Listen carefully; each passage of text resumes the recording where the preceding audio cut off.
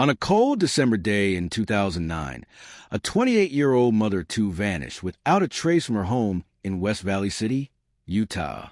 This is the story of Susan Cox Powell, a devoted wife and mother, a tight-knit family shattered by tragedy, and a mystery that haunts all who hear it. Over the next 30 minutes, we will delve into the chilling timeline of Susan's disappearance, the suspicious behavior of her husband, Josh Powell, the twists of the police investigation, and the heart-wrenching aftermath. In this quick Crime Vault special, we present Susan's case as a compelling narrative in chapters, from her happy beginnings and troubled marriage, through the night she vanished and the investigation that followed, to the explosive final tragedy and the lingering questions that remain. Susan Marie Cox was born in 1981 and grew up in a loving family. By her early 20s, she was known as a kind, caring, and hard-working young woman. In late 2000, at a church gathering in Washington State, she met Josh Powell. Their connection was quick. The two began dating and married in April 2001 in a Mormon temple ceremony in Oregon. Not long after, Susan and Josh started a family of their own. The Powells settled in West Valley City, Utah, a suburb of Salt Lake City, to build a life together. Susan, trained as a cosmetologist, landed a job with a local bank's investment division. Josh worked various jobs over the years, trying to find his footing. They had two beautiful sons, Charlie, born in 2005, and Braden, born in 2007. But beneath the surface, trouble was brewing in the Powell household. Early on, Susan had a close relationship with her in-laws, even living with Josh's father, Stephen Powell, for a time. That quickly turned sour. Stephen Powell became obsessively infatuated with his daughter-in-law, Susan, secretly recording her with a camcorder, stealing her private journals and even her underwear. In 2003, Stephen confessed his love to Susan, who was horrified and rejected him. This incident prompted Susan and Josh to move away from Washington State, putting distance between their young family and Josh's father. They relocated to Utah, partly to escape Stephen's disturbing behavior. Susan confided to friends that her father-in-law was filthy, foul, and disgusting. "He's in love with me," she warned, calling Stephen the most foul pervert the world has ever seen. The move to Utah gave Susan hope for a fresh start. But over time, her marriage to Josh deteriorated.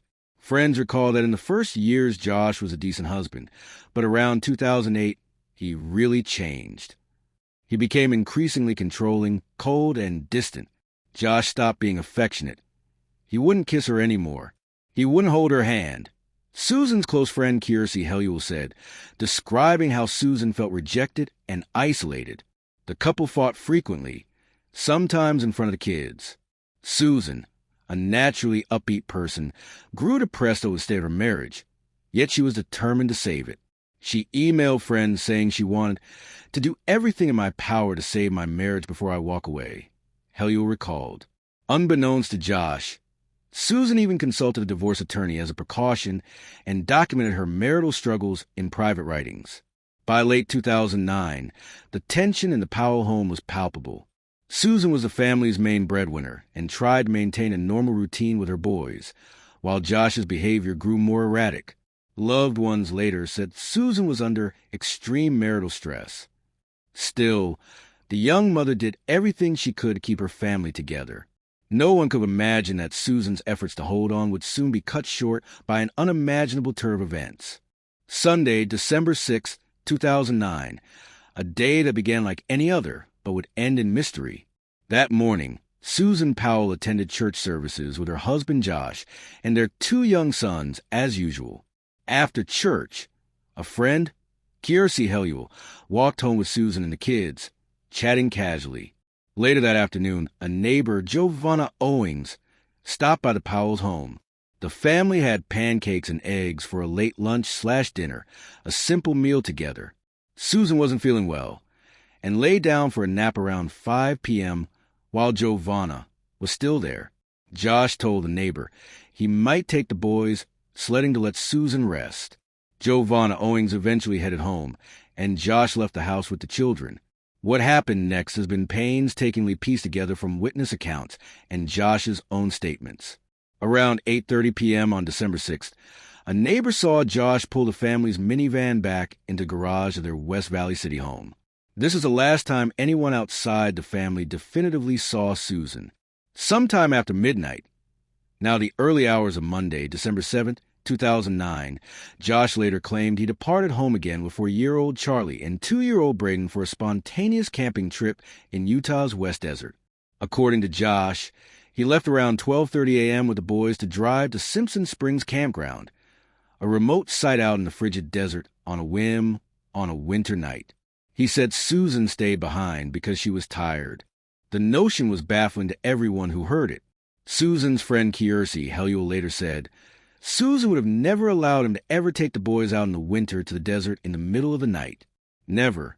I never believed his story at all.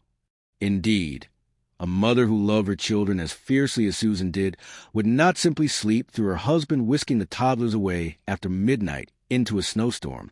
Josh's explanation defied reason, yet it would be the story he stuck to. As Monday, December 7th dawned, alarm bells were about to ring. Susan never showed up at her job that morning, and the kids weren't dropped at daycare. The daycare provider grew concerned by 9 a.m. It was unlike Susan and Josh to be completely incommunicado. Calls to both parents went unanswered. Desperate, the daycare provider reached out to Josh's mother and sister. They too had heard nothing. By late morning, Susan's co-workers and family were frantic. They alerted West Valley City Police to check the house. Police officers arrived at the Powell home and, finding no answer, forced entry to conduct a welfare check. Inside, no one was home.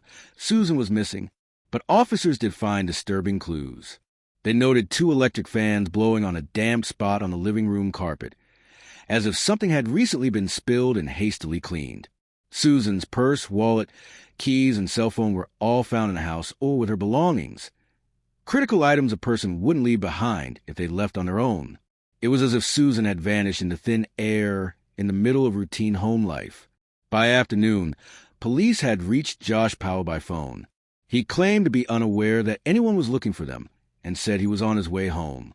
Around 5 p.m. on December 7th, Josh pulled up to the house with Charlie and Braden, acting surprised that police were there. Immediately, officers took him in for questioning. When asked why he disappeared overnight and failed to contact anyone, Josh gave a bewildering explanation. He said he got confused about what day it was, insisting he thought it was still Sunday when he decided at midnight to go camping. He professed not to know where Susan was and claimed she must have been home when he left. It was an utterly implausible story, and investigators' suspicions sharpened. Susan Cox Powell was officially reported missing on December 7th, 2009, and her husband Josh was now a person of interest in her disappearance. News of Susan's disappearance spread quickly, capturing national media attention. The image of the young mother of 2 who vanished without a trace gripped the public. That week, friends and family organized candlelight vigils to pray for Susan's safe return. At one Utah vigil, Josh himself showed up with the boys, but observers noted his behavior was strange. He was quiet, showed little emotion, and avoided speaking to crowd. Susan's father, Chuck Cox, voiced worry that the investigation seemed to be focusing on Josh, a telling comment that hinted where suspicions lay. As the days turned to weeks, the case of Susan Powell was only just beginning. Behind the scenes, investigators were gathering evidence, and Josh's story was starting to crumble under scrutiny. From the moment he returned without his wife, Josh Powell's behavior raised red flags. While friends, neighbors, and volunteers mobilized search parties for Susan, Josh was notably aloof. He never participated in any of the massive efforts to find his wife, recalled Kiersey Helluel. There was no point at which Josh ever seemed concerned that Susan was missing, she said. Instead of helping search, Josh stayed on the sidelines, a stark contrast to the distraught, pleading spouse one would expect in such a situation. In the immediate aftermath of Susan's disappearance, Josh's actions were, at best, odd. Family members noted that on December 7th, as police prepared to interview him, Josh busied himself cleaning the house and car. His older sister, Jennifer Graves, remembered Josh frantically washing loads of towels and tidying up instead of focusing on the crisis at hand. It was really odd, she said. Only with prodding did Josh finally go to meet with detectives. Later, Some witnesses also reported seeing him clean the minivan thoroughly.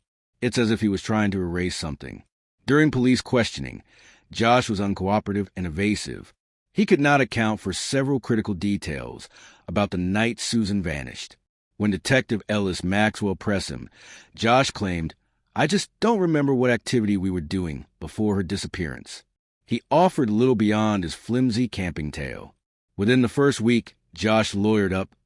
On December 14th, less than 10 days after Susan went missing, he hired a defense attorney and skipped a scheduled police interview. West Valley City Police publicly named him a person of interest, but not an official suspect. Perhaps most telling was how Josh began to treat Susan's absence as permanent, barely a week after Susan vanished. With the search still in early stages, Josh Powell made moves to liquidate her assets. Investigators later found he had filed paperwork to withdraw money from Susan's retirement account just 10 days after she disappeared. He also canceled her regularly scheduled chiropractic appointments and acted as though she wasn't coming back. To those who loved Susan, these were chilling signs. Her husband was behaving less like a worried spouse and more like someone covering his tracks and preparing for life without her. Meanwhile, Josh's explanation for Susan's disappearance only grew more bizarre with time. In the months after, Josh and his father Stephen began floating wild theories. At one point, they suggested that Susan had run off with another man, a Utah man named Stephen Kocher, who had gone missing around the same time, and that the two of them had possibly absconded to start a new life in Brazil. This unfounded claim was viewed as outrageous by Susan's friends and family, and Kocher's family, who were dealing with their own missing person case. It appeared to be a smear against Susan's character and a transparent attempt by the Powells to deflect suspicion.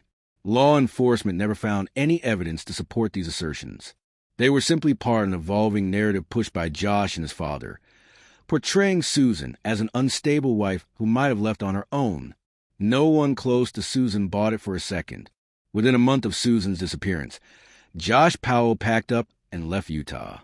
On January 6, 2010, Josh and his brother Michael returned to the West Valley house, hastily packing the family's belongings. Friends reported that Josh had been fired from his job and could no longer afford the home. He decided to move back in with his father Stephen in Puyallup, Washington, the very environment Susan had fled from years before. Visual: moving truck in driveway, boxes being loaded. The Powell home in Utah was eventually rented out, and Josh took the boys to live in his father's house, essentially putting an end to life Susan had built in Utah. To many, Josh's quick exit felt like running away. As Josh settled in Washington with his two sons, he continued to stonewall investigators and the Cox family, Susan's parents. He granted a few media interviews in the early days, maintaining his innocence and claiming he had no idea what happened to Susan. But soon he retreated from public view, especially as public opinion turned sharply against him. Susan's father, Chuck Cox, grew increasingly suspicious and frustrated. When Josh called Chuck on December 8, 2009, the day after Susan vanished, to inform him Susan was missing, Chuck immediately thought, "What has he done?" Chuck would later express anger the authorities hadn't already arrested Josh. "I felt they had plenty of evidence to arrest him," he said, exasperated that months were passing with Josh still free. By early 2010, the stage was set.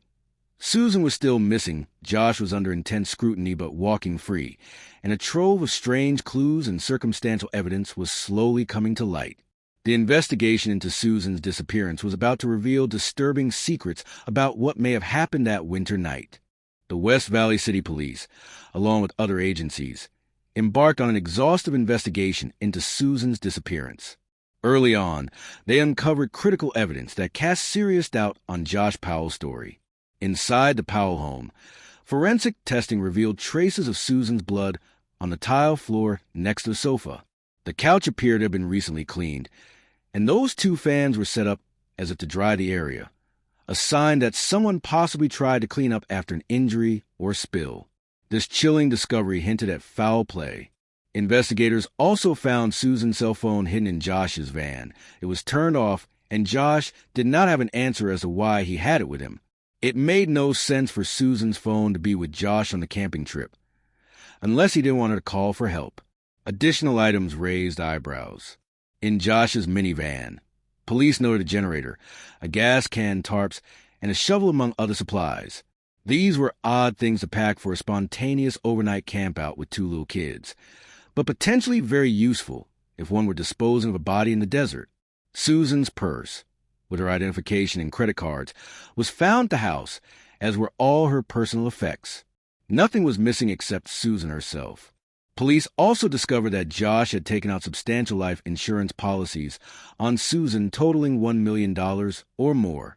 Combined with his recent job loss and financial struggles, this gave Josh a potential financial motive if he were responsible for Susan's disappearance. In the days immediately after Susan went missing, search efforts focused on the remote Utah desert where Josh claimed to have camped. On December 10, 2009, law enforcement officers scoured the Simpson Springs area, a windswept expanse of sagebrush and abandoned mine shafts. They found nothing that day, and heavy snow soon hampered further search attempts. The wintry conditions covered any tracks that might have been left. Despite these early setbacks, investigators would return to desert areas in the coming months whenever leads surfaced. One of the most heartbreaking leads came from the Powell children themselves.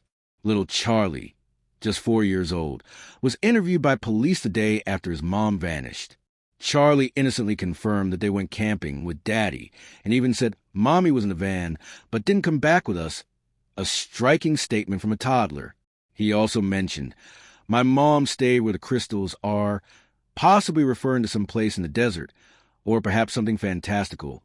It was hard to tell. A few weeks later, Charlie told a daycare teacher flatly and without emotion, "My mom is dead." These comments from such a young child were chilling. Many interpreted them as partial memories of a traumatic night. However, Charlie was inconsistent. At times he'd say things that were clearly not true, like that they went on an airplane during a camping trip. His young mind struggled to make sense of what he'd seen. By the time police re-interviewed Charlie a year later in 2010, he had grown reticent, saying, "I always keep things as secrets. I'm done," and refusing to discuss Susan or camping. It was as if someone had warned him not to talk. As 2010 unfolded with no breakthrough, the investigation stretched on. The case was largely circumstantial, a pile of circumstantial evidence, Detective Ellis Maxwell said, but it was formidable. There was motive, insurance money, marital turmoil. There was suspicious behavior, and there were those eerie physical clues. Still, one thing was missing: Susan's body. The Salt Lake County District Attorney reportedly declined to file murder charges without a body, at least for the first year. Authorities feared that without finding Susan or solid direct evidence, any case against Josh might not hold up in court. In September 2011, nearly 2 years after Susan's disappearance, law enforcement used cadaver dogs to search mine shafts near Topaz Mountain in Utah's West Desert. Investigators never gave up their search for Susan. They conducted extensive searches in Utah's rugged terrain, turning to mine shafts, caves, and remote areas where Josh might have hidden a body. In September 2011, acting on new leads, police teams combed to the desert about 50 miles west of Susan's home, near Topaz Mountain. Cadaver dogs were brought in, lowering into mine shafts, sniffing for human remains. Visual reenactment of officers and dogs searching an abandoned mine in bleak desert landscape. These efforts, though valiant, did not yield Susan. Later, attention shifted back to the Powell family itself, and one family member in particular would come under the microscope. Remember Josh's younger brother, Michael Powell? He had quietly helped Josh pack up and move out of Utah in January 2010. Michael was extremely close to Josh, some say more so than any other sibling. In the wake of Susan's disappearance, Michael did something highly suspicious. He got rid of one of his cars. In late 2009, not long after Susan vanished, Michael Powell hauled his Ford Taurus to a wrecking yard in Pendleton, Oregon, and had its salvage crushed. For a long time, this went unnoticed. But in mid-2011, West Valley investigators learned of the car and were stunned to discover it had not yet been destroyed. It was sitting in that lot untouched. Cadaver dogs were released in the wrecking yard, and they made a beeline for Michael's car. The dog indicated the scent of human decomposition in the trunk of the Taurus. This was a bombshell. It suggested that Susan's remains or something contaminated by a body might have been transported in Michael's vehicle. Police seized the car as evidence. When detectives interviewed Michael Powell in Minneapolis, where he had moved, his reaction was telling.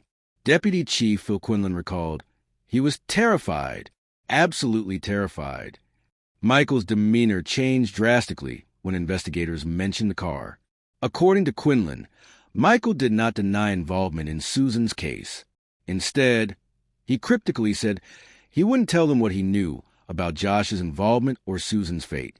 It appeared Michael Powell knew something critical. In fact, Michael was so rattled after that interview that he went to extraordinary lengths. He contacted a mapping company to obtain satellite images of the salvage yard, apparently to check if his car was still there or if police had taken it. And what about Josh's own movements in the days after Susan vanished? Those also remain a perplexing piece of the puzzle.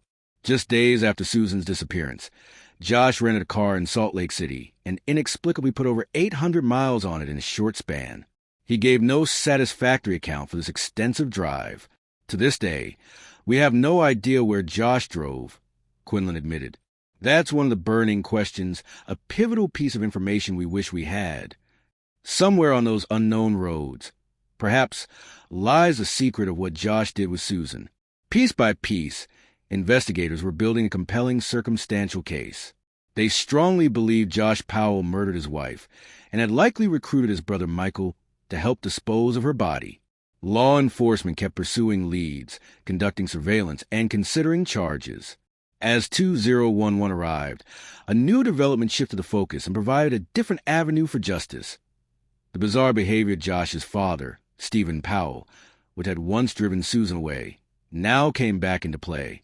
In August 2011, as police in Washington state worked with West Valley detectives, they obtained a search warrant for Stephen Powell's home, where Josh and the boys were living, to look for any of Susan's belongings or evidence. What they found shocked even seasoned officers. Stephen Powell had a secret cache of voyeuristic materials, hundreds of photos of Susan, many taken without her knowledge, and journals that revealed his sexual obsession with his daughter-in-law. He had photos of Susan's body parts zoomed in and even superimposed her face onto pornographic images. In his bedroom, authorities found videos of Stephen sniffing Susan's underwear and ranting about his lust for her. They also discovered images of other women and young girls that amounted to child pornography. It was a trove of deeply disturbing evidence. As a result, in September 2011, Stephen Powell was arrested and charged with voyeurism and possession of child pornography. For Josh, this was a devastating blow on multiple levels. Not only was his father now behind bars, but the scandal meant Josh's living environment was deemed unsafe for his children. In one swift turn, Josh Powell went from being a single father with full custody to a man who lost his kids to state protection. The arrest of Stephen Powell in the fall of 2011 triggered a cascade of legal consequences for Josh. With their grandfather jailed for sex crimes, 5-year-old Charlie and 3-year-old Braden were placed into the custody of Child Protective Services in Washington. Susan's parents, Chuck and Judy Cox, immediately petitioned for guardianship. By late 2011, a judge granted the Coxes temporary custody of their grandsons, effectively making Chuck and Judy the boys' foster parents while the state officially retained custody. Josh Powell was only allowed supervised visitation once a week with his sons. It was a small victory for Susan's family and a stinging defeat for Josh, who had been clinging to normalcy with his children amid the investigation. Josh, however, did not give up his children without a fight. He launched a legal battle to regain custody, sparking a highly publicized court showdown between him and the Cox family. Throughout late 2011 and into January 2012, courts in Washington evaluated whether Josh was a fit parent in light of the ongoing criminal investigation and the sordid revelations about his father. At a September 28, 2011 hearing, Josh appeared in court flanked by his sister Alina and supported by his attorney. He tried to argue for his son's return, but the court was not convinced. The judge kept the boys with Chuck and Judy Cox, citing the imminent risk of harm the children faced if left in Josh's care, given the deeply troubling environment that had been uncovered. Then, in early February 2012, another blow to Josh's case came to light. Investigators discovered explicit depictions of incest and pornography in Josh's computer files, specifically cartoon incest porn. Though it wasn't illegal adult material, it was enough to raise further red flags about Josh's psyche. On February 1st, 2012, a judge ruled that before Josh could ever regain custody, he must undergo a comprehensive psychosexual evaluation and a polygraph test. The court ordered Josh to complete these steps, anticipating a long road ahead before any possibility of reunification. The custody battle was clearly tipping out of Josh's favor. Those who observed him noted his growing despair. His sons were the last remaining part of Susan he had, and now even they were slipping from his grasp. Family members would later say that Josh felt he was being backed into a corner. In emails to friends, he complained about the very hostile war over his children. Unbeknownst to everyone, Josh Powell was nearing a breaking point. A horrific final act was looming, one that no one anticipated. Yet in hindsight, one that perhaps only Josh was twisted enough to carry out. The legal struggle over the boys and the intense scrutiny on Josh's life set the stage for what happened next. It would be an explosion, both literal and figurative, that brought this saga to an unbearable climax. Sunday, February 5th, 2012, just over 2 years since Susan's disappearance. On this gray winter afternoon in Graham, Washington, a social worker pulled up outside a small rental house that Josh Powell was using. She was there to do what she had done dozens of times before, supervise a court-approved visit between Josh and his 2 sons, Charlie, 7, and Braden, 5. The boys, who were living with their grandparents Chuck and Judy Cox, loved their daddy visits, though they were always supervised for safety. That day, as always, the caseworker escorted the children to the front door. But this time, something felt off. Charlie and Braden rushed ahead of her excitedly to see their dad. Josh stood at the door, ushered the boys in quickly, and slammed the door in the social worker's face. The social worker, shocked, pounded on the door. From inside, a high-pitched voice cried out, "Charlie, I've got a big surprise for you." It was Josh. Suddenly, she smelled gasoline. Realizing something was terribly wrong, the worker frantically dialed 911 from the driveway, reporting that Josh had locked her out of the visit, and she feared for the children's safety. Within minutes, her worst fears materialized. At 12:05 p.m., the house exploded in a ferocious blast, blowing out windows and collapsing the roof in flames. The fireball was so intense that it shook neighboring homes. By the time first responders arrived, the house was an inferno. Josh Powell had rigged his home to detonate in a gas-fueled explosion, killing himself and his 2 innocent boys in an act of murder-suicide. Firefighters worked to extinguish the blaze at Josh Powell's rented house in Graham, Washington, on February 5th, 2012. Moments earlier, Josh Powell ignited an explosion that killed himself and his 2 young sons during what was supposed to be a supervised visit. The scene was pure horror. Firefighters found the bodies of Josh, Charlie, and Braden in the charred rubble. The children's small bodies showed devastating injuries. It was later revealed that Josh attacked his sons with a hatchet moments before the flames engulfed them. He had incapacitated the boys, chopping at their necks and heads, to ensure they could not escape his final evil act. Then he ignited the gasoline, consuming all 3 in the blaze. It was a calculated, gruesome murder-suicide. Authorities concluded that Josh had planned in advance. He'd given away his children's toys and books to friends the day before, and left voicemails to say goodbye to his family just minutes before the explosion. In those messages, he calmly stated, "I'm sorry. Goodbye." There was never any psychosexual evaluation or trial. Josh had delivered his own twisted verdict. News of the Powell House explosion sent shockwaves across the nation. The story that had begun with a missing mother now saw its next chapter end in the violent deaths of 2 children who had become symbols of innocence in this tragedy. Susan's parents were beyond devastated. Chuck Cox later said through tears, "I had them safe, they were in my care." He struggled with unbearable guilt that even under protective supervision, Josh managed to destroy the last pieces of Susan he had left. The question on everyone's lips was simply why. Why would Josh commit such a monstrous act? For those who knew the case, the answer was as heartbreaking as it was infuriating. Josh Powell likely murdered his wife in 2009, and now, with the walls closing in on him. He murdered his children to spite everyone and to avoid facing justice. Detective Maxwell, who had long pursued Josh, felt the final act was definitely an admission of guilt in Susan's murder. Josh couldn't control anything anymore. His wife was gone. He was about to lose custody of his kids. Evidence was mounting.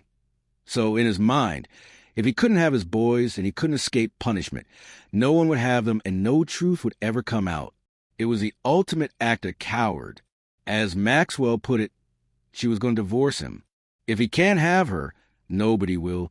He essentially kidnaps Susan and most likely murders her and disposes of her body. Then, faced with exposure, he destroyed his sons and himself. The story had moved from mystery to unspeakable tragedy. The fiery death of Charlie and Braden on February 5, 2012, closed one chapter of this saga in the most agonizing way possible. But it was not the end of the story. In the aftermath, Susan's family and authorities still sought justice and answers. What exactly happened to Susan? Could anyone be held accountable now that Josh was dead? And how could future tragedies like this be prevented? The case was entering a new phase, one focused on resolution, accountability, and remembrance. In the days and weeks after the Powell murder-suicide, an outpouring of grief washed over the communities in Utah and Washington. Memorial services were held for Charlie and Braden, who were laid to rest next to each other. Two little boys who had loved puzzles, dinosaurs, and their mommy.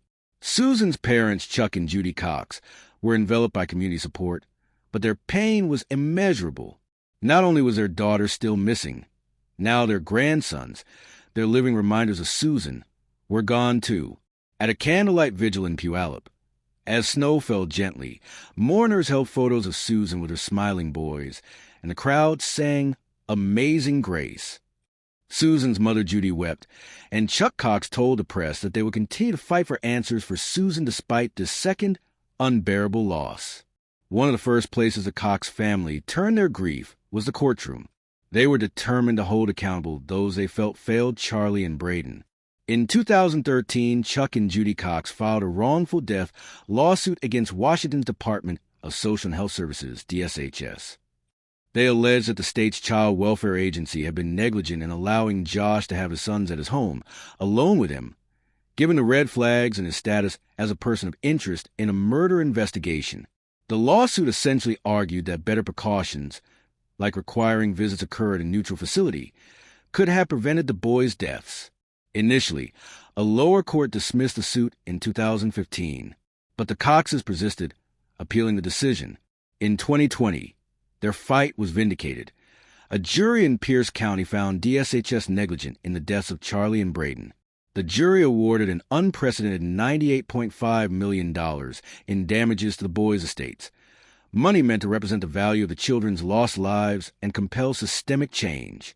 Though a judge later reduced the award, the Coxes appealed yet again.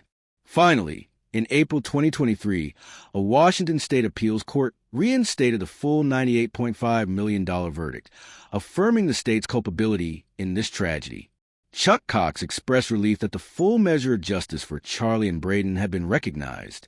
He vowed to use a portion of the funds to help other children in danger, saying, "I intend to use the award to try and help other people so that we can save more children." For the Cox family, this legal victory was bittersweet. Nothing could bring their loved ones back, but perhaps changes in the system might save another family from a similar fate. Meanwhile, what of Stephen Powell, Josh's father?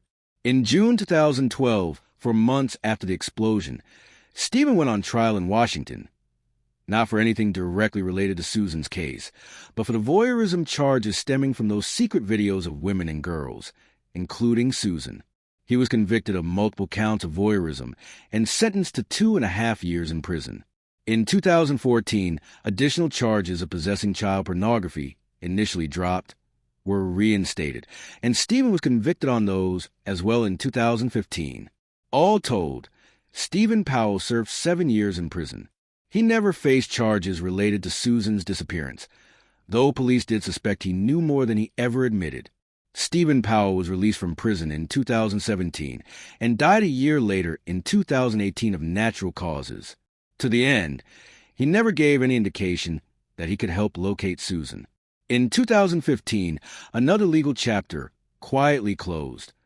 Susan was declared legally dead by the state of Utah, allowing her family to resolve certain estate matters and memorialize her. There was also the matter of life insurance, a contentious issue between Josh's remaining family and the Coxes. It turned out that Josh Powell had altered the beneficiaries of his life insurance policies after Susan disappeared, removing Susan as a beneficiary and instead naming his siblings, Michael and Alina, to receive proceeds upon Josh and the boys' deaths. Additionally, Susan herself had life insurance policies that became claimable after a certain time with her still missing. In total, over $2 million was at stake.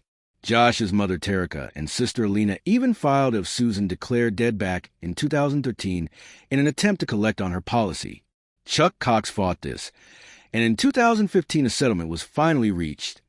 The Cox family retained control of Susan's estate and the bulk of the insurance money. A judge ensured that Chuck Cox would decide when to formally declare Susan's death and how to distribute any funds, effectively preventing Josh's family from profiting from the tragedy. These legal battles over money were unseemly but necessary to resolve, and in the end, Susan's family kept those assets in trust for any future grandchildren's causes and Susan's legacy. Through all of this, Susan's loved ones transformed their grief into advocacy. Chuck and Judy Cox established the Susan Cox Powell Foundation, a nonprofit aimed at aiding families of missing persons and victims of domestic violence. They have spoken at national conferences on crime victims' rights, sharing Susan's story to push for improvements in how authorities handle domestic abuse and child custody in volatile situations. The Coxes also created Charlie's Dinosaur, a program to provide backpacks of comfort items to children entering foster care, inspired by drawings and memories of their grandson Charlie. Susan's sister Denise and friends like Kiersey Helluel have also been vocal, keeping Susan's name alive in the media and online, and reminding the world that Susan is still missing and deserves to be found. Susan's story will continue to live on and inspire others to get out of bad, abusive situations. Jennifer Graves, Josh's estranged sister who had supported Susan, said in an interview, emphasizing the hope that others might recognize the signs of danger and seek help sooner. Over the years, Susan's case has been featured in numerous books, TV programs, and podcasts, all endeavors to piece together the truth and ensure it's not forgotten. The 2019 podcast called delved deeply into Susan's journals, Josh's recordings, and police evidence, bringing new attention to details of the case. ABC's 2020 and other true crime shows have aired special episodes, often with the Cox family participating to plead for any information about Susan's whereabouts. Each year around December, the anniversary of her disappearance, local news in Utah and Washington run segments to remind the public that the case is still open. Chuck Cox has said he will never stop looking for his daughter. In one interview 4 years after Susan vanished, he said he believed his daughter had been murdered by Josh and that evidence suggested her body was likely in a remote location, perhaps an abandoned mine in the desert. Indeed, tips have occasionally spurred new searches. For example, in 2013, a tip led police to a rural Oregon property to check for disturbed ground. Nothing conclusive was found. And as recently as 2019, authorities received leads about remains in Utah mines, prompting renewed digs, only to find animal bones. Through it all, the Cox family's strength and dedication have turned Susan's tragedy into a mission for change. They have become advocates for domestic violence awareness, emphasizing how important it is to recognize warning signs like the ones present in Susan's marriage, extreme control, isolation, threats, and an abrupt change in behavior. Susan's smiling face at charity events and billboards stands as a reminder of so many others who suffer in silence. Susan Powell loved life, her children, and her family. In honoring her memory, her parents encourage others to speak up if they suspect abuse and to cherish and protect their loved ones. Even with so many answers painfully won through investigations and trials, Susan Cox Powell's case remains unresolved in the most fundamental way. Susan herself has never been found. In May 2013, West Valley City Police announced they were closing the active investigation into Susan's disappearance, concluding that Josh Powell likely killed her and that his brother Michael assisted in concealing her body. This brought a form of unofficial closure, an acknowledgement of what everyone had long suspected. But it wasn't true justice. It wasn't the whole story. Susan's body is still missing, and her case officially is unsolved. The end of the active police investigation did not put an end to the speculation or the haunting questions that continue to surround this case. More than 15 years have passed since that December day in 2009, yet the void of not knowing exactly what happened to Susan lingers. The unanswered questions that continue to haunt the Susan Powell case include: where are Susan's remains? Despite extensive searches in deserts, mountains, mines, and even yards, Susan's body has never been recovered. Did Josh bury her in a deep mine shaft in Utah's West Desert during those mysterious 800 miles he drove? Did he hide her in some remote wilderness in another state? Every lead that emerges, a set of bones discovered, a patch of disturbed soil, raises hopes, only to dash them when nothing conclusive is found. Susan's family remains determined to one day bring her home and give her a proper resting place. Did anyone else know or help in the crime? Investigators strongly suspect that Michael Powell helped his brother cover up Susan's murder. The cadaver dog alert on Michael's abandoned car is compelling circumstantial evidence. Michael's suicide in February 2013, just days after police started asking new questions about a potential burial site, is also highly suspicious. If Michael indeed helped dispose of Susan's body, he took that secret to his grave. There's also the possibility that Stephen Powell had some knowledge or involvement. Given his obsession and close contact with Josh, could he have suspected what happened or even aided after the fact? Stephen was never charged in relation to Susan, and any knowledge he had died with him in 2018. These lingering possibilities keep the case in the realm of speculation. Could Susan's fate have been prevented? This is the agonizing what if that family and officials have pondered. Susan herself tried to warn people in her own way. She wrote a sequel saying, "If I die, it may not be an accident, even if it looks like one." She documented Josh's threats and control. Friends knew the marriage was in trouble. Is there anything that could have been done differently by those around her or by authorities early on that might have protected Susan before it was too late? Hindsight is 2020, but this question fuels domestic violence awareness efforts today. It reminds everyone that signs of abuse or extreme marital discord should never be ignored. Why did the justice system fail to stop Josh? Police and prosecutors had collected a mountain of evidence by 2012. Susan's blood in the house, the life insurance, Josh's actions, Charlie's statements. Utah authorities moved cautiously, hoping for more definitive proof like a body before arresting Josh. Yet many in law enforcement, especially in Washington, felt there was more than enough to charge him. The fact that Josh remained free and ultimately was able to murder his children is a point of continual anguish. As one Pierce County prosecutor put, "There's everything but the body. If it was my case, I would have charged Josh Powell with murder." This case has prompted discussions on how to handle missing persons cases where a suspect is obvious but the body is missing. Should the threshold for action be different? It's a difficult debate between protecting the innocent until proven guilty and acting quickly to prevent further harm. For Chuck and Judy Cox, the unresolved nature of Susan's fate is a wound that cannot heal. They visit their daughter's empty grave, a plot next to Charlie and Braden, and pray that someday they can lay her to rest there. They hold on to faith that someone, somewhere might still come forward with a crucial tip, or that by sheer chance a hiker or a hunter might stumble on a clue in the wilderness that leads to Susan.